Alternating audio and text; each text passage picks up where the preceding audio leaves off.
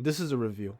You wake up from your bed to see like oil and dump it to your lagoon. So you get your pistol, you got your little headphones on, you got your little sleep-deprived eyes ready to jam and shoot robots and baddies and try to get back at the shark. You got a lock-on feature that is really fun to use, especially when you suck at the game. I mean, if you don't have enough time to perfect your training. While the game is made with the Doom engine, it does a good job making it hard to spot the differences, but it isn't perfect in doing so. You can't jump and the items and enemies are related in some way. Not to mention, the program is called GZ Doom.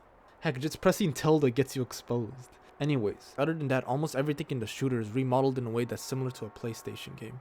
Now, I might as well just go on a tangent since I'll probably never do so again. When people make a game that's low poly, it could be said as an aesthetic, but to me it looks like a way for you to put less effort with, small polygons, low shading or diffusion, simple textures, etc. With that being said, a good game is a good game, just, there's a lot of things you can't do. You can't jump, but let me tell you, you can fly. You touch a bomb, you touch a car, you go boom, you go into the air. And you got a little scream for it too. That's another little touch I really like. Whenever you get hit really hard in this game, you make the turtle scream. It makes you feel bad. It's like, shoot, I didn't mean to hurt you. Speaking of the scream, the voice acting in this game is nice. Or maybe it's the low quality audio that helps. The powers in the game are nice, but it's not plentiful. You have like the homing attack, which is self-explanatory. You have the spread shot, self-explanatory. Rapid shot, self-explanatory. You have the fire shot, which has short range, but it does a lot of damage. You have the boomerang shot, and you have the mirror shot, which bounces all over the place. The power-ups are just the simple stuff, defense, insta-kill, speed fast, and the canine companion. It's not even a canine, it's just a pink dog. It's just a little pink dog. If there's anything I really like in video games, it's an abundance of balanced varieties of power-ups and weapons.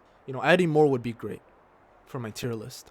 Another thing this game does that I really like is the difficulty. A rule of thumb in game difficulty that you should make the game forgiving, but sometimes give the player the option of taking what is given. If I come across a root beer float, I can either choose to take it and stack up on my health, or I can just ignore it and try to play the game without doing it. When it promotes challenges, that's ultimately a better goal. With that being said, I don't want the game to be easy. Maybe it's an overlook and I'm just thinking too hard, but the way that it is, I like that.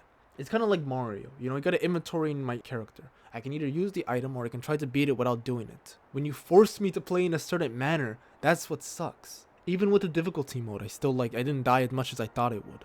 That nightmare, that level was just a nightmare. But what do you expect? You infiltrated the base, and all the robots are in there. What do you think was gonna happen? But speaking of difficulty, another thing I don't like is that I have to play the game more than once in order for me to get very hard mode. I have to play normal mode, then I have to play hard mode, then very hard mode. Let me just play normal, finish normal, then get hard.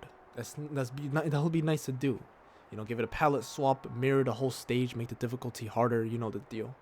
It would be funny if they changed the model and he's like really red because he's snapping. You could put some lore behind it. Like, for example, he was sleeping and he was like all jittery, and then he realized that everything he'd done was in his dream. So when he wakes up, he knows the shark, he knows everything he's doing, he knows everything he's done, and he's just losing it because I done all of this, I suffered as if I felt it in real life, and then he's just so delusional that he thinks that they're harder now. I'm not a game designer, but I'm a game offerer. I offer gaming advice. Get out! Alright, my bad.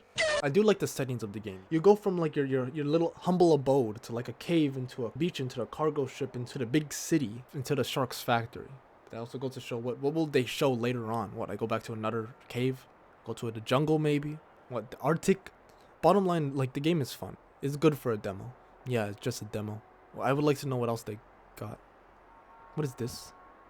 Thank you for playing Snap the Sentinel. We hope you enjoy playing the initial episode of the game. Make as many copies of this program and share it as you like. The full software promises to be only $7.77. What a steal! The full software does not promise to be only $7.77. Snap the Sentinel? Alright. A demon and his dog?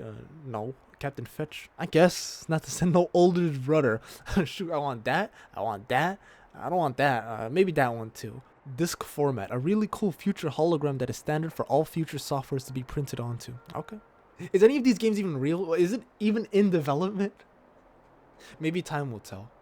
Speaking of which, 8 out of 10. See ya.